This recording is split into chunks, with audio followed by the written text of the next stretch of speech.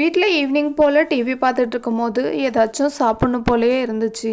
சரின்னு சொல்லிட்டு அப்படியே ஓடி போய் ஸ்நாக்ஸ் டப்பாவை திறந்து பார்த்தேன். ஏதாச்சும் இருந்தால் சாப்பிட்லான்ட்டு டப்பாவை திறந்து பார்த்தா பிஸ்கெட் மட்டும்தான் இருந்துச்சு, வேறு எதுவுமே இல்லை. ஐயோ, பிஸ்கெட் மட்டும்தான் இருக்கான்னு சொல்லிட்டு ஓடி போய் கிச்சனில் ஏதாச்சும் இருந்தால் செஞ்சு சாப்பிட்லாமேன்னு சொல்லிட்டு பார்த்தா கிச்சனில் ரெண்டே 2 முட்டை தான் இருந்துச்சு.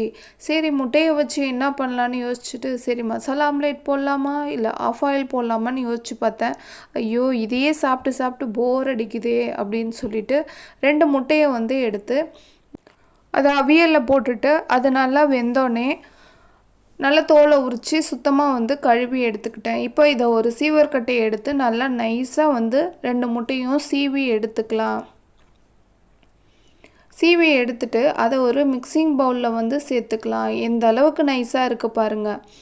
நைஸாக சீவின முட்டையை எடுத்து மிக்சிங் பவுலில் சேர்த்துட்டு அது கூடயே இப்போ கொஞ்சமாக இஞ்சி துருவல், ஒரு பச்சை மிளகா குட்டி குட்டியாக அரிஞ்சது, கொஞ்சமாக கருவேப்பிலையும் கொத்தமல்லியும் குட்டி குட்டியாக அரிஞ்சு அதையும் சேர்த்துக்கிறேன். கொஞ்சமாக வெங்காயம், காரத்துக்கு தகுந்த மாதிரி மிளகாய்த்தூள் சேர்த்துங்க. கொஞ்சம் கூட காரமாகவே சேர்த்துங்க, ஏன்னா முட்டை சேர்க்கறதால காரம் பெருசாக தெரியாது.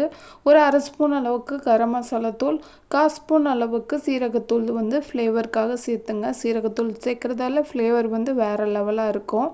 சேர்த்துட்டு தேவையான அளவு உப்பு சேர்த்துட்டு லைட்டாக கையால் மிக்ஸ் பண்ணி விட்டுணும். போட்டு நல்லா பிசைஞ்சிடாதீங்க.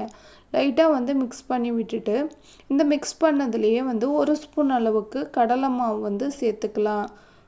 கடலை மாவு சேர்த்துட்டு 1/2 ஸ்பூன் அளவுக்கு அரிசி மாவு சேர்த்துங்க. மாவு கொஞ்சமாகவே சேர்த்துங்க, ரொம்ப கூட சேர்க்கணுன்னு அவசியம் இல்லை. ரொம்ப கூட சேர்த்திங்கன்னா நம்ம வேக வைக்கும் போது உள்ளே மாவாகவே இருக்கும்.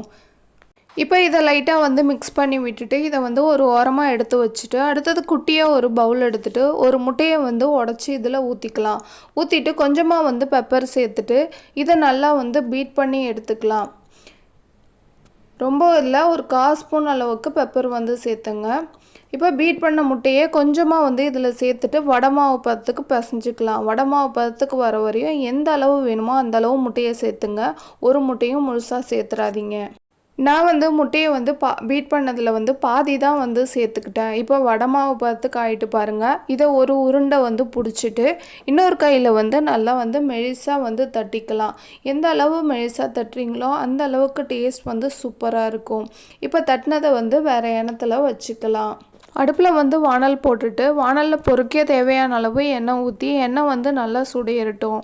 இப்போ பார்த்திங்கன்னா எண்ணெய் நல்லா சூடேறிட்டு நம்ம ஆல்ரெடி தட்டி வச்சுருக்க வடையை எடுத்து இதில் போட்டு பொரித்து எடுத்துக்கலாம். ஒவ்வொரு வடையாக இதில் சேர்த்துப்போம். சேர்த்துட்டு ஒரு சைடு செவந்தோடனே நம்ம அடுத்த சைடு திருப்பி போட்டுக்கலாம். இதை மீடியம் ஃப்ளேம்லேயே வச்சு செவர விடுங்க. ஏன்னா சீக்கிரம் இல்லைன்னா செவந்துடும், உள்ளே வேகாத மாதிரியே இருக்கும். இதை ஒரு சைடு வெந்துடுச்சு. இப்போ அடுத்த சைடு திருப்பி போட்டுக்கலாம். இப்போ 2 சைடுமே சூப்பராக ப்ரௌனிஷாக ஆகிட்டு பாருங்கள்.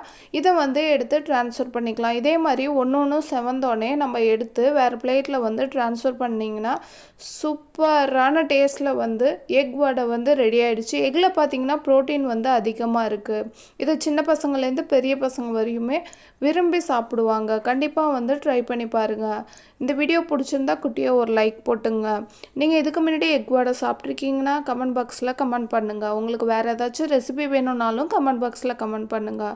இதுவரையும் எங்கள் சேனலை சப்ஸ்கிரைப் பண்ணாமல் பார்த்துட்ருக்கீங்கன்னா மறக்காமல் சப்ஸ்கிரைப் பண்ணிவிட்டு பக்கத்தில் இருக்க பெல் பட்டனை கிளிக் பண்ணுங்கள். Thank you, bye friends, thanks for வாட்சிங்.